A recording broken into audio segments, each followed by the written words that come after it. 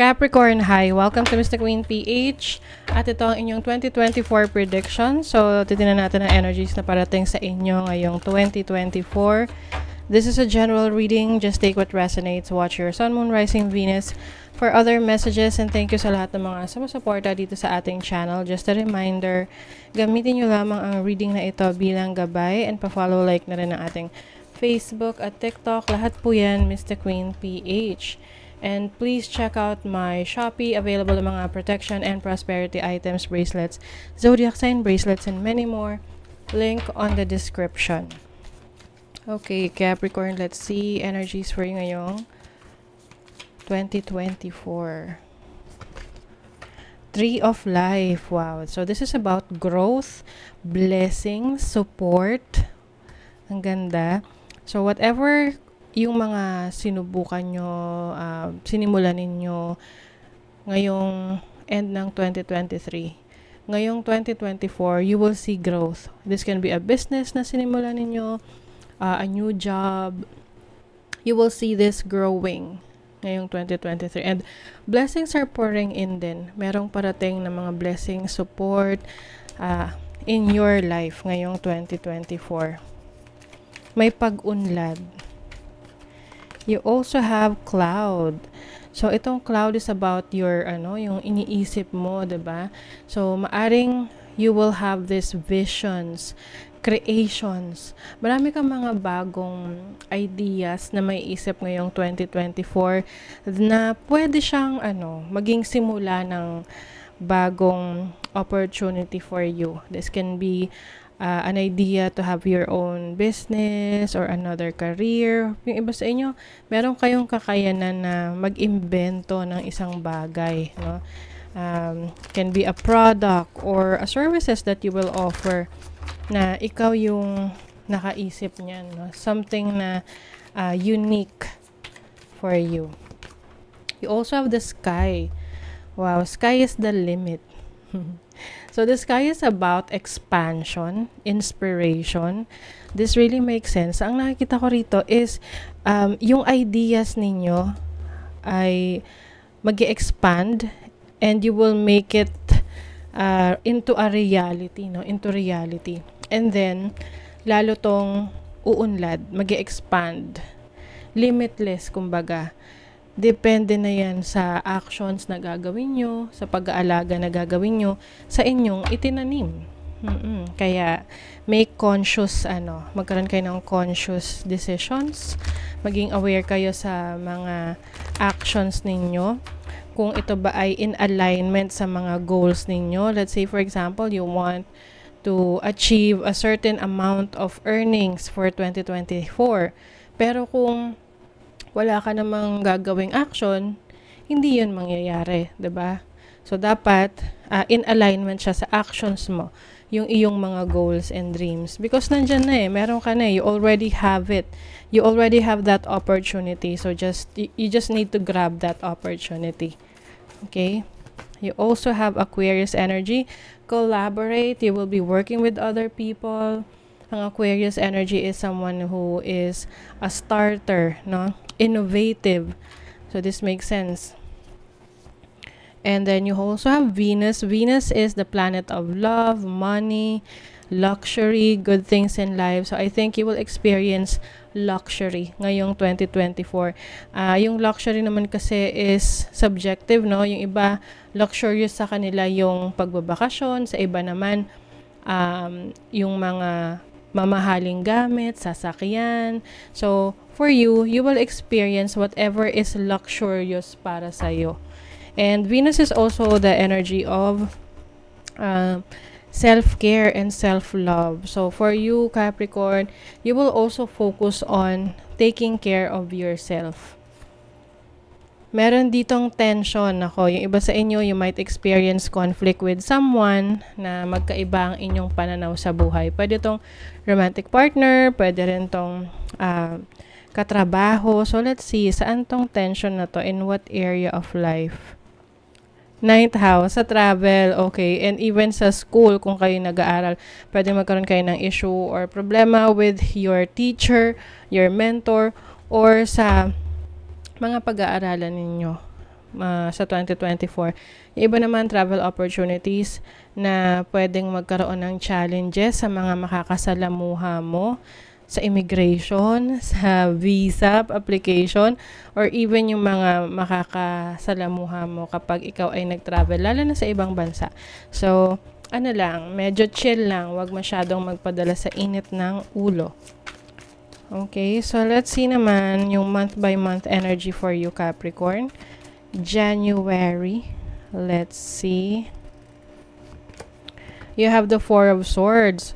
Ayan, you are going to recover kasi yung iba sa inyo masyadong napagod, marami kayong mga ginawa. Kumbaga, 2023 is nakakapagod na taon for you dahil busy ka or marami kang ine-explore, pinupursue sa buhay. So, ngayong January, ito yung time na mas magkakaroon ka ng mas maraming pagpapahinga. Mas maraming tulog, meron ding vacation or quiet moments.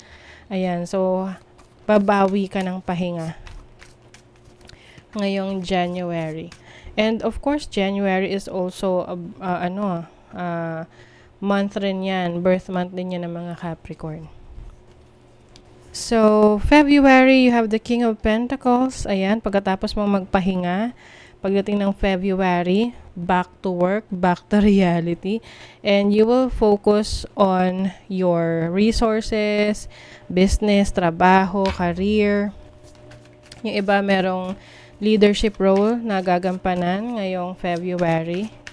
And I also I also see stability in your finances ngayong February.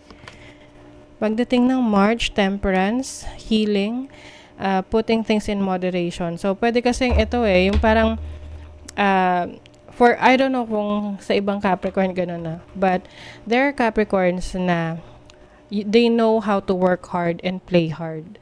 So, pag nagtrabaho sila, talagang todo, and then after nun, pag napagod, talagang bumabawi sa bakasyon or healing. So, for you, after work ng February, pagdating ng March, dun mo na ibabalance yung time mo, yung energy mo. And you will also focus on your healing. So, lalo na kung meron kayong mga iniinda na sa katawan ninyo. No? So, you will also take care of your health. Meron kayong mga gagawing actions para mapangalagaan nyo yung inyong kalusugan, especially in March. So, pagdating naman ng April, you have the Seven of Wands, challenges, pero something na kaya mong i-handle. You might experience people that may go against you, yung tipong sasalungat sa mga gusto mo, kukontrahin ka. Pero kaya mo namang ipagtanggol yung sarili mo, no? If you are really determined na maabot mo yung goals mo. Pagdating ng May, you have the Lovers. Wow, so this is love, harmony, union. So, yung iba sa inyo, kung wala kayong relationship, no? Pagdating ng May, pwede kayong makakilala ng isang romantic partner na pwede tong maging seryosong connection in the future. So, for some of you naman, pwede rin itong business partnership and also decision making kung anong path yung iti-take mo moving forward. So, pagdating ng June, you have the Eight of Pentacles. This is focusing on your work, your education. So, trabaho na naman, Capricorn. This is mastering your craft. Yung iba sa inyo, kung meron kayong mga pag-aaralan na bagong skills, kaalaman, this will strengthen your abilities kasi i-master nyo talaga yan. Marami ring workload to. So, you're going to be very busy by June. Pagdating ng July, you have the World card. So, I see travel opportunities for you pagdating ng July. And hindi to local, no? International travel to. Pwedeng sa trabaho mo, meron kang mag-a-abroad ka for work, yung iba naman for business. Meron ka kasing na-accomplish, no? Na isang project or isang goal na naging very successful. So, ito, yung rewards na kukuha mo na or makukuha mo na by July. Pagdating naman ng August, you have the devil. This is your energy. So August, I think mas lalo kang magiging focused or obsessed sa mga bagay na nagwo-work for you. So ibig sabihin niyan, halimbawa, kung yung estado ng relationship mo maganda yung takbo, so you will focus on taking care of the relationship. Ma-fulfill mo yung needs ng partner mo.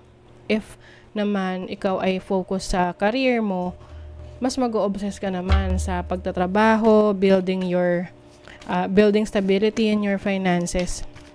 Yun nga lang, minsan, we tend to obsess on things na parang masyado ng sosobra, no? Na pwedeng maapektuhan tayo in a negative way, no? So, kailangan balance. Bring back the balance. Okay? So, pagdating ng September, you have the Ace of Wands, new beginnings. This is also parang an exciting idea na gagawin mo agad right away, na hindi mo na siya masyadong pag-iisipan because you feel na this is going to work. So, pwede itong business or a project.